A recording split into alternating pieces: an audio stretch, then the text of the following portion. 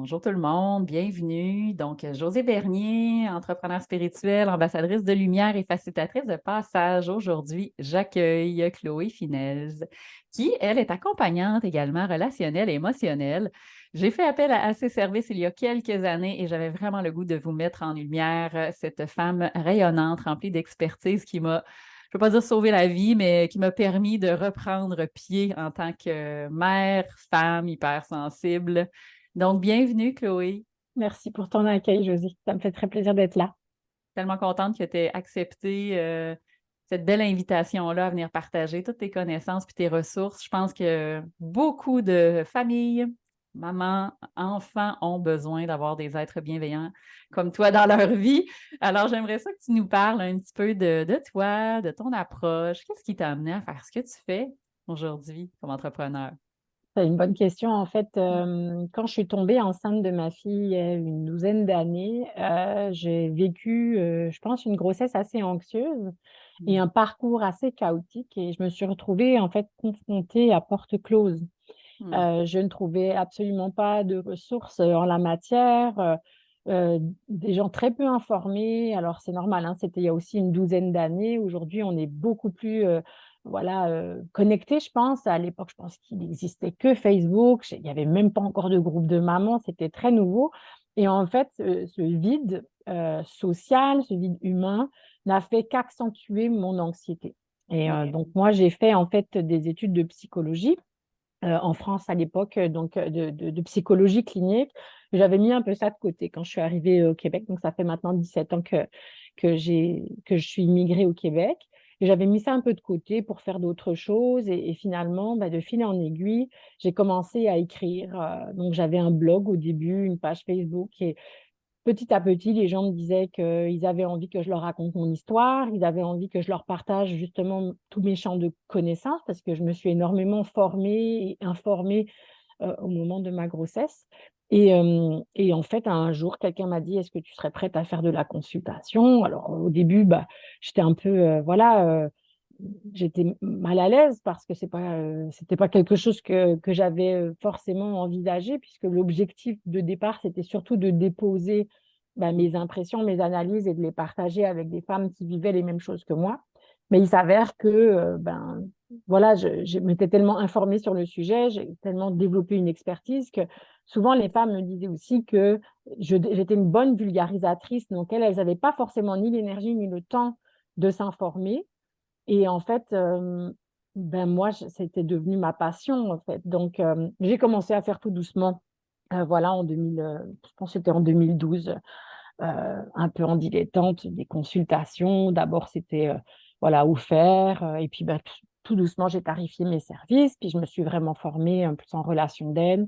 Puis, en 2015, je suis devenue vraiment à temps plein et à mon compte définitivement. J'ai quitté mon emploi en ressources humaines et voilà, depuis ce temps-là, en fait, bah, c'est chaque année plus riche et chaque année, je développe des outils, des outils et je développe ma méthode et mon approche. Donc, au départ, c'était beaucoup dans le périnatal et le familial. Et j'ai développé, il y a maintenant, je dirais, 7 ou 8 ans, euh, croissance personnelle et couple parental.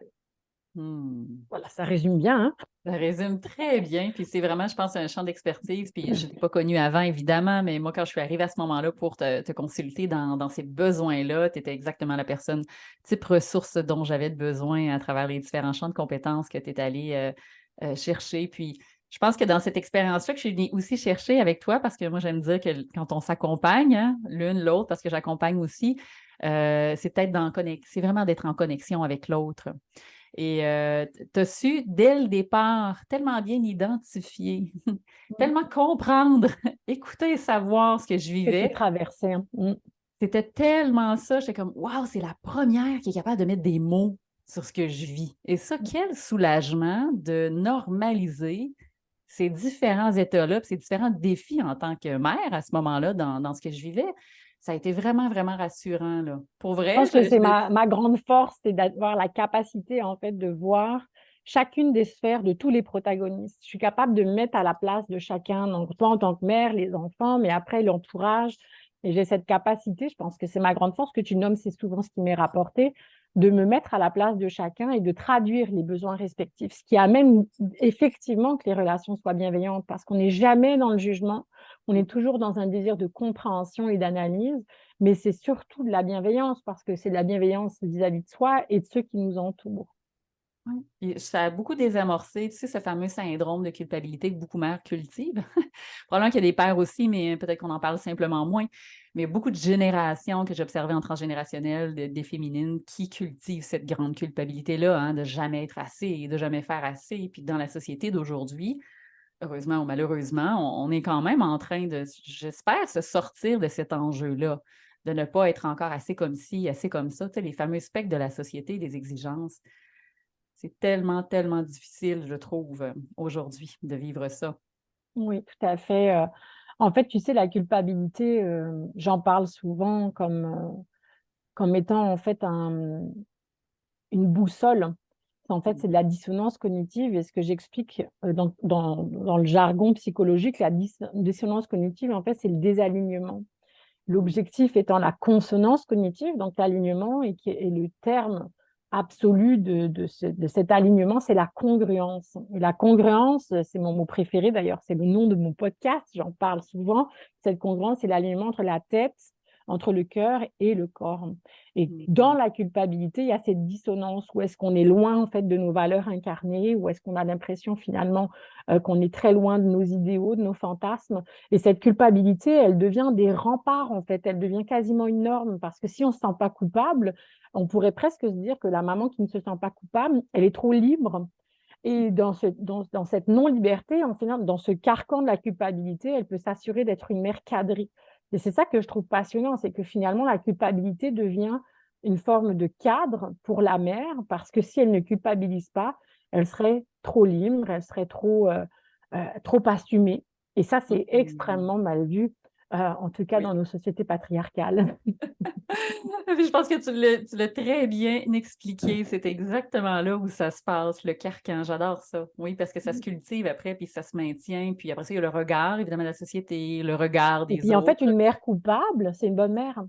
Oui. Mmh. Si elle n'est pas coupable, il y a quelque chose qui cache. Donc, on est tout le temps en train d'essayer de déculpabiliser, mais la mère coupable, c'est la mère sacrificielle. C'est celle finalement qui est consciente, c'est celle qui est mesurée. Et alors, en fait, cette culpabilité, c'est pour ça qu'on la cultive, parce que forcément, dans les moments où est-ce qu'on se sent coupable, on ne peut pas être accusé d'être une mauvaise mère. Mmh. Tout à fait. C'est comme si on s'autorisait déjà à porter le chapeau. Exactement. Hey, c'est très intéressant. Merci d'abord d'avoir ouvert la porte. Ça met déjà quand même le thème sur ce qu'on veut ouvrir. Et j'aimerais t'amener sur ce fameux thème de l'hypersensibilité parce qu'on sait que ça a quand même des enjeux, que de plus en plus de personnes sont conscientes probablement de porter on va dire cette grande empathie, hein, je ne sais pas si c'est comme ça, toi, que tu l'as décrit, autant chez, oui, la mère, le père, mais aussi qui se voit de plus en plus présente, je trouve, au niveau des enfants. Du moins, moi, je l'observe là, en consultation, c'est de plus en plus fréquent que j'accompagne des problématiques particulières, que ce soit à travers des outils d'hypnose pour les jeunes. Et ce que je ressens, c'est ça, c'est cette grande sensibilité-là. Je ne sais pas, toi, comment tu peux nous expliquer ce que tu observes avec l'enjeu de la sensibilité aujourd'hui? Bah, en fait, c'est sûr que l'hypersensibilité, ça a été, je dirais, une de mes premières ouvertures lorsque j'ai accompagné des familles. Et c'est à ce moment-là, en fait, que je me suis formée à la neurodivergence. Donc, la neurodivergence, ça prend en considération effectivement plusieurs troubles. Alors, ça s'appelle des troubles, même si j'aime pas les utiliser le terme en tant que tel, mais les personnes qui ont un TSA, donc un trouble du spectre de l'autisme, du TDAH, trouble de l'attention avec ou sans hyperactivité, les multidys aussi, les personnes qui sont dyslexiques, dysorthographiques, dyspraxiques, et le HPI, le fameux HPI dont on parle, donc le haut potentiel intellectuel. Et Mm. en fait, il faut savoir que c'est très, très à la mode, entre guillemets, d'exposer sur les réseaux sociaux, en fait, depuis quelques années, le fameux HPI, où est-ce Mm. qu'on parle, en fait, du haut potentiel intellectuel. Donc, c'est comme ça que je me suis intéressée à ça, parce que j'avais l'impression déjà, voilà, que c'était très vulgarisé, très peu compris, et qu'on était très vite étiqueté. Donc, en fait, pour moi, l'hypersensibilité, c'est beaucoup plus complexe que ça en a l'air. Et en fait, on pourrait dire qu'il y a deux pans à l'hypersensibilité. Il y a d'abord une hypersensibilité émotionnelle, mais il y a aussi une hypersensibilité sensorielle, ce qu'on appelle l'hyperesthésie. Et en fait, les enfants, majoritairement du temps, bien sûr, ils ont une hypersensibilité émotionnelle, mais que les gens peuvent mieux comprendre, mais que les parents, souvent, sont complètement démunis face à une hyperesthésie. En fait, cette hypersensibilité sensorielle pour les parents, c'est compliqué de voir Puis en fait, déjà, moi, je le vis moi-même en tant qu'hypersensible, hein, autant au niveau émotionnel que au niveau sensoriel, mais de voir des parents qui sont voilà, incapables de mettre un manteau à un enfant, de mettre des bas à un enfant, que les changements des saisons, c'est terrible, que de l'eau sur la tête, c'est terrible, et de voir des parents qui sont absolument démunis en rencontre, qui s'écroule complètement en disant: «Mais chaque action dans ma vie de famille est une lutte». Oui. Donc en fait, j'ai commencé vraiment à développer, déjà de la compréhension, et ce que j'observe en fait, et ce que je partage d'ailleurs avec certains de mes collègues, dans je pourrais dire, hein, voilà, dans des sujets qui sont encore très innovants parce qu'on en parle encore très peu, que en général, quand on a une hypersensibilité, c'est qu'on est neurodivergent. Donc, en fait, dans la Mmh. neurodivergence, comme il y a plusieurs pans, c'est de savoir comment est-ce qu'elle s'incarne. En fait, on pourrait dire que l'hypersensibilité est une comorbidité dans la neurodivergence, le, on pourrait dire le tronc commun. En fait, le tronc commun des neurodivergences, pour moi, c'est l'anxiété et l'hypersensibilité. Donc après, c'est de savoir par quoi est-ce que finalement on est tiré dans ces ficelles-là. Parce qu'effectivement, l'hypersensibilité simple, on pourrait dire qu'elle peut être traumatique, souvent quand il y a un chemin, ou des événements traumatiques, mais chez les jeunes enfants, on remarque moins ça. D'ailleurs, souvent les gens disent: «Mais je comprends pas, tout va bien à la maison, c'est des enfants qu'on a toujours aimés, désirés, ils sont absolument, voilà, Oui. encadrés, entourés d'amour», et les gens ne comprennent pas. Mais c'est parce qu'en fait, l'hypersensibilité, elle vient pas uniquement du trauma. Donc c'est important de le noter parce que quand Oui. même, les réponses au trauma peuvent ressembler en fait à la neurodivergence, mais avant tout, c'est de s'intéresser en fait au neurodéveloppement. Et Mmh. ça, en fait, c'est sûr que c'est assez innovant parce que moi, j'ai fait des études de psychologie et j'ai décidé finalement de ne pas aboutir à ces études de psychologie parce que j'estimais qu'en tant que psychologue, si on ne prenait pas en considération le neurodéveloppement, il manquait trop d'informations. En fait, c'est comme si la carte de visite n'était pas complète. Tout n'est pas psychologique. Avant tout, il y a effectivement, selon moi en tout cas, du neurodéveloppemental. Mais ça, c'est dans la vie intra-utérine et c'est de la génétique. Donc en fait, on pourrait Oui. dire qu'on vient déjà avec des prédispositions génétiques et neurodéveloppementales qui amènent finalement du psychologique lié à un environnement. Donc vous voyez comment c'est complexe. Un psychologue, Absolument. j'en ai consulté des dizaines, j'ai fait 23 ans de psychothérapie, Mmh. aucun n'a jamais mis en avant, peut-être, une piste sur la neurodivergence. Jamais, jamais, jamais, jamais. Donc je me retrouvais en Ouais. avec toujours l'impression de ne pas être comprise, que j'arrivais pas à décliquer, que je comprenais pas pourquoi j'étais aussi, angoissée par la mort, pourquoi j'étais si anxieuse à certains égards, pourquoi j'étais cette maman anxieuse aussi, Mmh. et en fait, on mettait toujours en avant le trauma et je savais très bien que le trauma ne suffisait pas, en fait.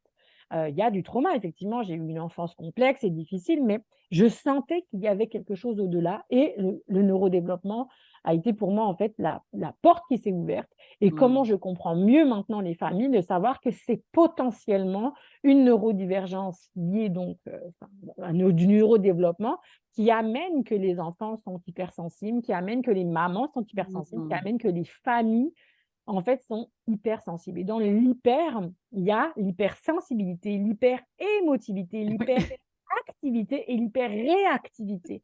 Ça devient beaucoup. Donc, ce qui fait que Beaucoup. dans les familles, ça devient cacophonique et tout le monde essaye de tirer son bout de couverte et tout le monde implose, voire explose avec des jeunes enfants. Absolument. Puis c'est vraiment un aspect, je trouve, qui revient, souvent, puis pour aussi avoir vécu ça, puis, c'est pas toujours parfait avec les miens, même si ça fait longtemps que je suis pas venue te voir. Ça a évolué au fil du temps, bien entendu, on a trouvé nos repères. Mais ce que j'ai observé également dans cet même aspect-là de neurodivergence dont tu parles, c'est qu'au point de vue de la je veux dire, de la clientèle ou des gens souvent que j'accompagne, j'ai toujours à un moment donné une anamnèse que je fais avec le parent, souvent c'est un peu plus la mère qui se rappelle sur comment s'est passée toute la grossesse. Il y a tellement d'informations clés dans ce passage-là qui est important à considérer, qu'on n'a pas souvent nommé. Et de plus en plus de sciences maintenant le démontrent que dans l'épigénétique, il y a tellement de transgénérationnel, il y a tellement de conflits qui peuvent être portés d'une génération aussi à l'autre, hein, sans que ce soit conscient. Donc, ça fait partie des éléments qu'on peut aussi aller explorer. Donc, je suis contente Absolument. que tu abordes ce thème-là Oui. parce que Puis c'est le pas toujours neurodéveloppement, expliqué. comme dit, c'est génétique. Et là, tu parles du transgénérationnel et de l'épigénétique. Et ça, c'est intéressant parce que là encore, ça peut paraître, ça peut paraître très abstrait pour certaines personnes qui sont très rationnelles et très terre à terre, mais ce sont des sciences. Alors, en tout cas, on pourrait dire le neurodéveloppement et les neuropsychologues, c'est des sciences qui sont avérées. Mais aujourd'hui, de parler de l'épigénétique ou du transgénérationnel, c'est quand même des pistes qui sont à explorer, évidemment. Mhm. Évidemment. Tout à fait. Puis c'est moi là où j'ai mis la lumière sur certaines choses dans mon parcours de vie puis dans la réalité que je vivais avec mes enfants par rapport aux différents enjeux qu'on avait, d'où ça peut provenir, ça. C'est dans cette reconnexion-là à moi-même, dans mon parcours de mère, dans l'éveil des différentes blessures et dans la reconnaissance de la sensibilité que je portais, que j'ai pu mettre en lumière et comprendre que mes enfants aussi avaient probablement des petites tendances. Et là, mettre en lumière que tout ça ensemble, ça fait exactement ce que tu expliquais tantôt, un sentiment que ça implose ou que ça va exploser au moment où chacun, à un certain moment, n'a pas son espace. C'est sa fameuse bulle, là. Et juste de pouvoir mettre ça en conscience et de choisir que, oh, c'est correct, toi, tu as besoin d'un moment. OK, toi, tu as besoin de ton espace. Et c'est quoi, maman aussi peut avoir le droit d'avoir son espace. Ça nous a permis de développer cette communication-là, je trouve, au sein de la famille Et de et d'apprendre l'authenticité, à hein, exprimer ses c'est besoins. ça, de l'authenticité, en fait, d'être très. Exact. D'être authentique plutôt d'essayer d'être et de vouloir faire et de penser que pour plaire ou pour répondre aux besoins d'apprendre déjà même aux enfants petits, Tout quand à même à fait. leur demander Ouais. c'est quoi ton besoin, comment tu te sens, et d'amener à avoir cette propre réflexion-là. J'aime beaucoup donner une partie de responsabilité à l'enfant dans son pouvoir aussi de s'autogérer dans ce qu'il Absolument. vit. Et ça les Absolument. responsabilise déjà à cet âge-là. Donc, s'ils peuvent grandir avec une meilleure compréhension émotionnelle, une meilleure maturité, ça devient beaucoup plus facile au niveau relationnel. Et c'est ce qui fait des relations équitables, des relations égalitaires. D'ailleurs, il y a un terme qui est de la relation d'équidignité, où est-ce qu'on se rend compte que l'enfant est autant considéré que l'adulte, mais l'adulte n'est pas moins considéré que l'enfant. Et ça, malheureusement, en fait, dans les dernières années, avec tout ce qui avait attrait à l'éducation positive et bienveillante, on a eu tendance, malheureusement, à mettre les parents de côté. Et c'est un petit peu mon cheval de bataille depuis, je dirais, une dizaine d'années, de restaurer en fait la légitimité du parent dans Mhm. l'écosystème. Parce qu'en fait, on était très, très, très tourné vers l'enfant et il l'a Oui, fallu, hein, c'était un retour de balancier où est-ce qu'on n'a pas du tout considéré les besoins de l'enfant, tout à fait. mais où est-ce qu'on avait tendance à ce moment-là à effacer le besoin du parent, ce qui créait en fait une désharmonie dans l'équation et un déséquilibre au niveau de l'harmonisation des familles. Et mon objectif dans mon approche, c'est vraiment que chacun ait sa place. Et le parent est tout à fait légitime d'avoir des besoins.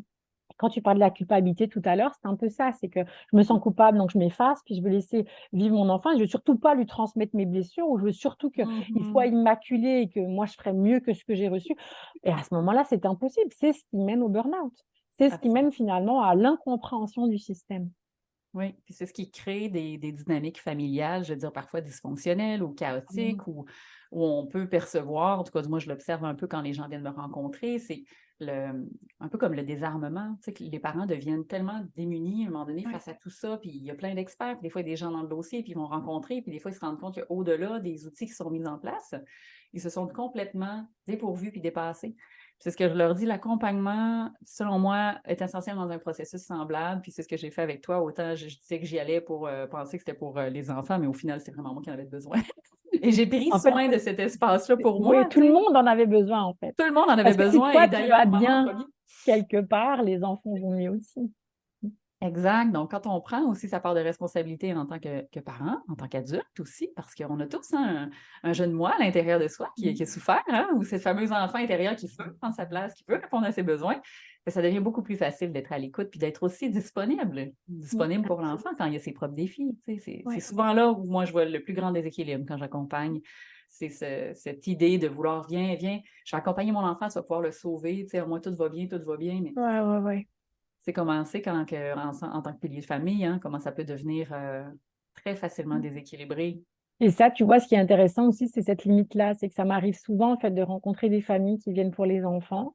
Je me rappelle même des gens qui avaient des problèmes avec des problématiques de sommeil. Et puis, ben, moi, je leur disais toujours que je n'étais pas une magicienne, je ne faisais pas dormir les enfants, bien sûr. J'aurais pu faire des méthodes, mais ce n'était pas ce qui m'intéressait, c'était de ramener plus haut. Mais qu'est-ce qui te dérange tant dans le fait que le bébé ne dorme pas? Qu'est-ce que ça te renvoie à toi comme blessure? Et ce que je trouve en fait très intéressant, c'est que souvent les gens viennent pour les enfants, on veut régler les enfants, on veut réguler les enfants, on veut fixer les enfants, mais on oublie de se regarder soi. Et en fait, dans mon approche, il y a vraiment effectivement, comme tu le nommes, une responsabilité. Prendre acte et responsabilité, c'est notre plus grande liberté, mais c'est aussi notre devoir en tant que parent, mais en tant que citoyen, en tant que compagne, compagnon dans la vie. Oui. Où est-ce qu'à un moment donné, il faut justement se regarder. Et souvent, en fait, les suivis s'arrêtent de mon côté parce que bah, Mhm. ça devient trop sensible, en fait. Ça Ouais. devient trop sensible d'adresser des choses avec Mm. lesquelles on ne s'attendait pas Ouais. finalement à négocier quand on va rencontrer un professionnel parce que son enfant fait des crises. Hein, et puis, ben, quand notre enfant fait des crises, ben, moi, je peux aider finalement à faire en sorte que les crises soient mieux vécues, ou en tout cas mieux les comprendre. Mais c'est aussi très important de comprendre chez l'adulte et chez le parent qu'est-ce que ça déclenche, qu'est-ce que ça réactive, Ouais. quelles sont ses peurs. Et c'est ça qui est passionnant en fait dans la dynamique que j'utilise. C'est pour ça que je suis tellement vendue à mon approche. Oui. C'est qu'on a tous en fait une place. Chaque protagoniste a sa valeur. Hmm. Oui, puis je me rappelle, j'ai le goût de partager ça là, parce que un de tes outils qui a tellement été marquant puis qui a changé le cours des choses dans un contexte de famille recomposée. Je ne rentrerai pas dans tous les détails de ma vie ici, mais j'ai vécu une séparation, puis rapidement, il y a eu un nouveau conjoint, puis bon, ça a été quand même difficile, un conflit de loyauté, et tout ça. Donc, l'intégration n'a pas toujours été simple. Puis, il y avait toujours une période de l'année où la date de la séparation revenait, puis je me rappelle encore comment les enfants anticipaient cette date-là. Parce que c'est une date symbolique, c'est à la Saint-Valentin, imagine-toi donc. Donc, évidemment, le contexte aura été pas facilitant. Donc, à chaque fois que cette date-là arrivait, c'est comme si ça venait entacher la fête de l'amour, alors que l'amour, c'est au-delà d'une date, hein, on le sait tous. Tu nous avais amené à trouver cette idée-là. Toi, tu l'avais vécu, je pense, dans ton expérience, à trouver un autre nom pour le Mm. beau-père, pour qu'il soit identifié autrement. Et je me souviens, on avait fait, j'ai toujours aimé les rituels, donc moi, chaque proposition que tu me lançais, souvent, je prenais ça très à cœur, puis je mettais ça en place, puis à chaque fois, on vivait des grands moments. Puis, on avait préparé un pique-nique dans un chalet sur la terre familiale à cette journée-là, cette date précise. J'avais préparé des genres de petits baluchons avec des petits paquets surprises pour les enfants. Puis, cette journée-là, comme je parlais souvent d'animaux totems et que nous, on adore les animaux chez nous, j'avais toujours mentionné, on est comme un clan, on est comme une famille, tu sais, chacun a son totem. Mais ce qui est intéressant, c'est que maintenant, ben, on a une nouvelle personne dans la famille. Il y a Patrick qui est là, mais lui, il n'a pas de totem. Il faut qu'on l'initie au clan. Donc, dans cette idée d'y trouver un nom, ça avait passé à travers les animaux. Et là, de fil en aiguille, tout le monde s'était mis à lancer des noms, à lancer des mots. Et assez rapidement, mon fils, tu sais, avec sa facilité et sa sensibilité à capter, avait comme lancé l'idée, tu sais, du bison. Ah oui, j'avais trouvé ça tellement surprenant. Et dans toute cette conscience et cette ouverture-là qu'il a, de mentionner très spécifiquement c'était quoi pour lui les qualités du bison. Mais c'était exactement ça dans l'énergie qui venait Mm. représenter au sein de la famille puis du clan. Alors, tellement un outil à la fois simple que tu nous as Ludique, proposé hein, cette journée-là, qui est venu ouais. souder, qui est venu créer cette espèce d'alliance-là au sein de cette nouvelle famille recomposée. Puis aujourd'hui, encore de temps en temps, on le relance, tu sais. Hey, quand il n'est pas là, ben là, on dit hein, comment ça fait longtemps qu'on a passé du temps avec Bison et d'être pas mal occupé. Fait que ça devient toujours l'espèce de petit mot pour Ouais. ramener le clan et la famille ensemble. Mm. Alors, j'avais le goût de partager parce que ça Ben reste oui, des... merci d'en parler parce que c'est vrai que les outils que j'utilise, qui sont des outils en général, comme tu le dis, très simples, très ludiques et réactifs en fait, où en très peu de temps on recrée du lien. Ouais, C'est des outils créatifs, voilà, que j'ai inventés d'abord, que ouais, j'ai essayé ouais. dans ma propre famille et avec plein de. Et je suis tellement heureuse de voir comment ça peut porter ses fruits. Donc merci de me partager cette anecdote, c'est adorable. Oui, ça a vraiment fait une belle différence. Puis aussi dans l'accompagnement, je sais que tu fais aussi l'accompagnement aussi au sein de la famille, mais je veux quand même nommer que moi, je t'ai d'abord consulté individuellement, puis qu'à certaines reprises, tu as vu mes enfants, puis qu'on a même Oui. fait des rencontres aussi avec mon nouveau conjoint de l'époque, puis ça l'a permis de venir mettre en lumière, puis de venir mettre des mots sur cette espèce d'espace, je vais l'appeler médiateur, là, en tout cas, Mhm. qui permet d'avoir le regard extérieur, la compréhension des différents protagonistes ou parties, comme tu as dit tout à l'heure, puis qui est capable de nous amener à avoir peut-être un regard, une compréhension ou une compassion qui va être différente pour l'autre et finalement de faire oh, OK, wow! Fait j'avais l'impression que dans ma façon d'agir ou de nommer les choses, j'étais au bon endroit, mais maintenant que j'ai le regard et que je peux mieux comprendre l'autre, peut-être que la façon de faire n'était pas juste. C'est sûr Puis que travailler en systémique, pour moi, oui, c'est très important et c'est malheureusement une des, je pense en fait, un des handicaps de la psychothérapie pure, hein, parce que quand on fait partie de l'ordre professionnel des psychologues, on ne peut oui, pas travailler en systémique, ce qui fait c'est qu'il vrai. faut un psychologue par Oui, protagoniste de la famille et ne pas pouvoir travailler en systémique, pour moi, ça ne faisait aucun sens puisque ce que je travaille, c'est l'émotionnel et relationnel.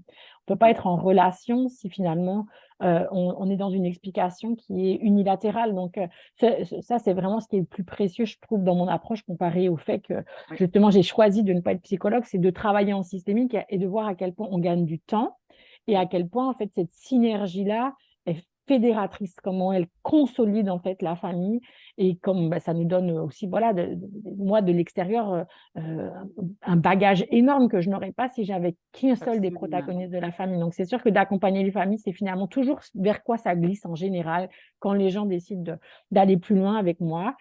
C'est possible que je rentre. D'ailleurs, je le dis souvent, on peut faire une thérapie de couple seul. Parce que parfois, il y a l'autre des parties qui ne veut pas consulter. On peut très, très bien le faire seul parce que finalement, je donne des outils que la personne peut mettre en place par elle-même au choix quand elle le sent pour elle et au rythme qui lui convient. Mais Mhm. en même temps, de voir comment ça peut glisser justement sur rencontrer finalement l'enfant, puis revenir à... J'aime beaucoup finalement cette dynamique de fluidité. Et ça, je pense que c'est très riche. Mm. Absolument, parce que la différence que j'entends aussi dans ton approche, parce que moi j'ai apprécié beaucoup, c'est que c'est d'être à l'écoute aux besoins qui sont là. Donc, c'est pas quelque chose qui est rigide, qui est fermé, c'est que c'est comme ça, on se fait tant de rencontres, on se voit. Fait que tu vas vraiment, c'est vraiment avec le flow, fait que tu écoutes les besoins, puis tu t'ajustes pour être là, un peu comme une alliée finalement de la famille. Oui. Tu deviens un peu comme celle qui, au besoin, peut être une source de référence, puis être un allié, puis finalement de se rendre compte que des fois, on a besoin d'espace pour ventiler, hein, puis on n'a pas Mm. toujours les gens qui ont la capacité d'écouter, qui ont Ouais. les outils, puis qui peuvent nous aider. J'enlève rien hein, aux amis, à la famille, aux collègues, mais on sait très bien quand il y a des enjeux émotifs qui sont très sensibles, d'avoir quelqu'un d'extérieur neutre est souvent l'élément prérequis à une amélioration et à une ouverture. Du moins, moi aussi, je fais beaucoup de thérapie pendant des années. Donc, j'ai compris l'importance d'aller prendre quelqu'un à l'extérieur qui va avoir un regard différent, qui va être capable aussi de poser les bonnes questions pour amener Ouais. les réflexions nécessaires. Et ça, tu C'est vas sûr être un... qu'avoir la tête froide, être plus objectif, ça permet aussi de rentrer dans le système avec un autre angle de vue qu'on n'a pas toujours quand en fait, on est pris soi-même émotionnellement dans quelque chose de trop gros. D'avoir quelqu'un d'extérieur, ça nous amène à modifier les angles. J'appelle toujours ça les facettes, en fait, les facettes du diamant, où est-ce qu'on a tendance à exposer toujours la même facette de lumière, alors que bah, peut-être que moi, j'arrive justement avec une facette à laquelle on n'aurait pas pensé, ce qui amène là aussi à être dans la fluidité, parce que parfois on arrive avec un problème et on a l'impression qu'on a tout fait, tout vu, tout essayé, mais ben oui, mais avec ses propres outils ou avec sa Oui, propre perception. Mais quand quelqu'un d'extérieur arrive à essayer de comprendre finalement la dynamique de manière différente, mais avec son propre bagage aussi, avec ses propres oui, connaissances, ben, ça amène effectivement en général, je dis souvent en rencontre en thérapie, on brainstorm, hein, on est oui. ensemble. Moi, j'ai pas la réponse, mais viens, on réfléchit ensemble. Et ça, je pense que ça donne vraiment beaucoup de légèreté aussi. Hein, d'ailleurs, c'est très important dans mon approche, c'est que je n'ai pas de position en fait. Je n'ai pas de statut thérapeutique. Là, je suis pas quelqu'un, je suis pas le sachant. Puis j'aime beaucoup avoir ce terrain égalitaire. Souvent, je partage des choses très privées de ma Mhm. propre vie, de mes propres observations. Je pense que ça vient créer du lien aussi avec les personnes qui, elles, me confient des choses assez personnelles, de montrer que moi aussi, je joue le jeu à me montrer vulnérable. Et ça, Mhm. j'y tiens énormément, en fait. J'y tiens Je me rappelle quand j'avais été voir ma psychologue, la dernière psychologue d'ailleurs que j'ai vue, quand ma fille avait peut-être 7 ou 8 mois et qu'il fallait que je retourne travailler, et que j'étais anxieuse et que je ne voulais pas la laisser et que vraiment, j'étais Mhm. pas capable, en fait, de passer au-delà, en fait, alors que je voyais que toutes les Mhm. mamans, finalement, voilà, vivaient leur vie et acceptaient la situation. Et je me rappelle que je racontais ça à ma psychologue et je suis sortie de son bureau et je me suis fait la réflexion, je ne sais même pas si elle a des enfants. Je ne sais même pas si elle comprend ce que j'ai vécu et traversé. Mhm. Et c'est à partir de ce moment-là que j'ai décidé de ne plus aller Ouais. voir déjà des psychologues standards et en même temps de me dire, mais en fait, c'est des gens ben, ce que je cherche, c'est ce que je vais faire, en fait. Ce que je cherche, c'est ce que je vais faire. Et c'est pour ça qu'en fait, sur mon blog et sur ma page Facebook, je parle énormément de moi, en fait, de ma vie de maman, de mes propres limites, de mes Mhm. difficultés, toujours de mes difficultés et jamais de mes réussites, hein, rarement de mes réussites, mais toujours voilà, de ma sensibilité, de ma vulnérabilité. Et je pense que c'est ce qui plaît Mhm. autant, c'est de voir que ben, donc, moi aussi, j'ai de la difficulté, que moi aussi, j'ai rencontré des enjeux, que moi aussi, j'ai fini en pleurs dans un placard parce que j'y arrivais pas certaines journées. Et je pense Mhm. que de créer du lien de cette manière-là, c'est cette sororité ou en fait cette fraternité, puisque je vois aussi beaucoup d'hommes et de familles, et Oui. c'est quelque chose qui est fort, je crois. C'est ce qui fait la différence je trouve que les méthodes d'accompagnement évoluent de plus en plus. Et moi, c'est ce que je cherchais. Je cherchais vraiment à connecter avec quelqu'un qui aurait une compréhension de ce que je vivais, puis qui pourrait à la fois, oui, m'outiller, mais qui quelque part marchait le chemin aussi. Hein, je fais toujours cet exemple-là qui est un peu plate, il va sembler étrange aujourd'hui, mais tu sais, si je vais m'entraîner au gym parce qu'un jour j'ai une problématique avec le poids, tu sais, puis que tous les entraîneurs avaient un gros problématique au niveau du surpoids ou qui n'étaient pas en démarche d'eux, est-ce que j'aurais autant confiance en ces gens-là ou en quelqu'un qui marche le chemin, en quelqu'un qui il les réalise les défis, en quelqu'un qui traverse ces étapes-là? Je trouve qu'on n'est Exactement. pas meilleur maître enseignant que celui qui a traversé Absolument. les Et défis. c'est, oui, Au-delà des formations, là, puis ça reste souvent mon cheval de bataille, la diplomation, c'est toujours complexe. Je ne dis pas que la formation n'est pas concrète, mais c'est que d'aller chercher ces différents outils à travers notre bagage de vie va être aussi riche, sinon plus, pour moi. oui. Oui, absolument. Je suis assez d'accord avec toi. Tu sais, même si j'ai été beaucoup formée, je pense que c'est mon syndrome de l'imposteur aussi qui. Et le fait Oui. que je n'ai pas non plus fini d'être voilà, psycho, parce que pourquoi tu n'es pas psychologue alors que j'ai arrêté en maîtrise? Enfin, je veux dire, j'étais quasiment au bout de. Mais en Mhm. fait, voilà, il y a peut-être quelque chose d'un syndrome de l'imposteur qui s'est installé. Donc, c'est sûr que je suis formée et au-delà, voilà, au-delà même de ce qui est demandé. Mais c'est parce Mhm. qu'au-delà de ça, voilà, la formation, c'est une passion aussi. C'est que Oui. c'est tout ce que j'apprends, je l'intègre aussi et je me l'approprie. Et ça, je trouve que c'est très riche parce que ça m'amène en fait à avoir des réflexions plus profondes et une analyse qui est beaucoup plus Oui. fine finalement. Puis, tu sais, je veux dire, j'ai aussi voilà, appris bien des choses avec quoi je suis pas d'accord en fait. Ça me permet de me dissocier. Hein, j'ai pas fait juste des formations sur lesquelles j'adhère, j'ai fait pas mal de formations avec lesquelles j'adhère pas du tout.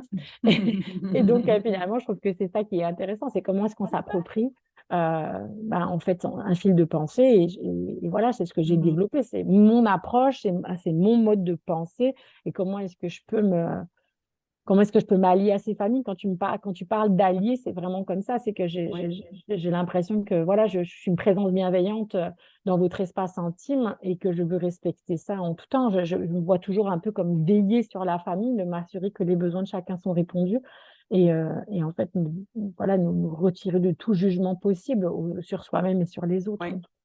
Tout à fait. Et que ça fait du bien de lever les jugements, si tu savais, Chloé, comme ça fait du bien. Et Ouais. ça aide surtout à améliorer les relations Ouais. interpersonnelles et c'est ton objectif premier. Alors, Oui, tout à fait. je pense que les gens ont avantage à savoir que tu existes et c'est pas pour rien que ça fait partie de peut-être un des premiers enregistrements vidéo, podcast qu'on fait ensemble. Mais j'ai comme le sentiment qu'il va y avoir encore beaucoup d'autres thèmes qu'on aurait besoin d'aborder pour donner un peu plus de douceur à tous ceux qui vont avoir le goût de venir entendre ta voix. Mais j'ai quand même le goût de dire aux gens, là, d'aller te voir sur ta page. Je vais mettre les informations là, avec la vidéo puis le lien pour aller lire tes blogs. Tu as une plume extraordinaire. Moi, à chaque fois, Oui, ça il dit souvent. m'impressionne. Tu as une façon de trouver les mots. Même dans le chaos, ça fait du bien de te lire. C'est ça que j'ai envie de te dire. Même Puis, si le tu message sais, est dur, les mots sont tellement bien écrits. dans le chaos, il y a de la poésie. Oui, J'aime c'est ça. vraiment la difficulté que rencontrent les gens. J'aime pas que ce soit lissé parfait. Quand c'est chaotique, il y a une forme de profondeur. Il y a cette vulnérabilité, ça me touche tant. Et quand je rencontre des gens qui sont dans un chaos immense, ils sont si beaux.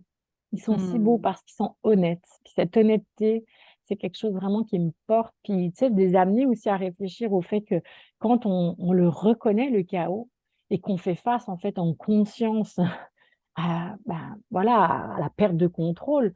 Mais à ce moment-là, on est tellement puissant, en fait. Parce que ce qui nous empêche d'être puissants, ce sont nos peurs, nos croyances limitantes.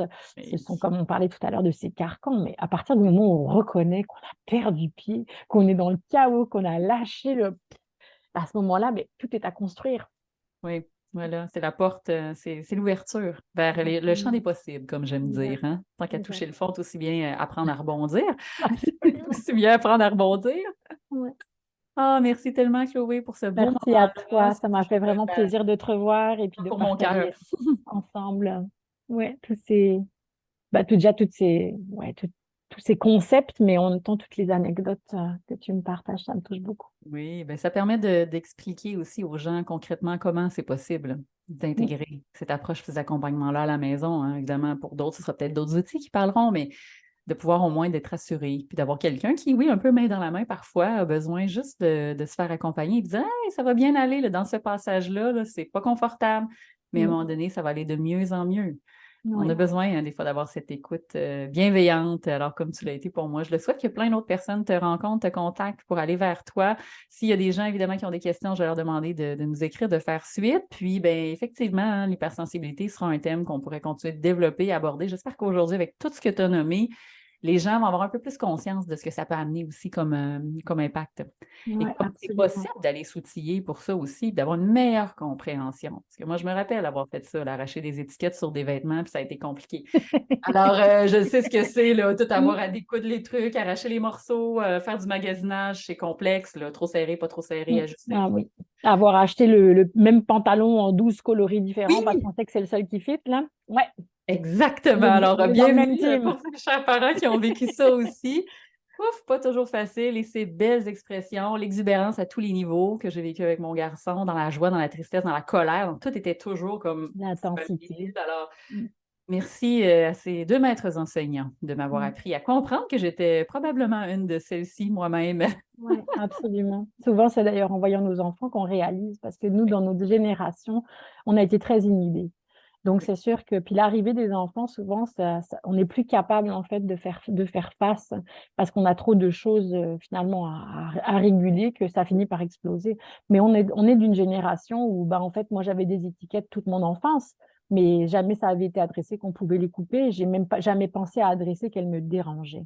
Oui, Mm. j'imagine. Alors aujourd'hui, on leur donne davantage d'espace, mais comment Ouais, mieux les accompagner, les guider? Ben, je pense que c'est en faisant exactement comme tu es venu faire aujourd'hui dans cette entrevue-là, de nous dire que ça existe.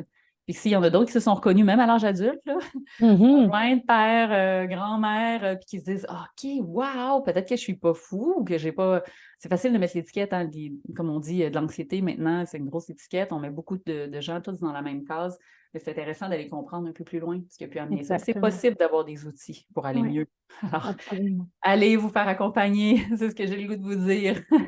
Merci pour ta Merci. confiance, Josée.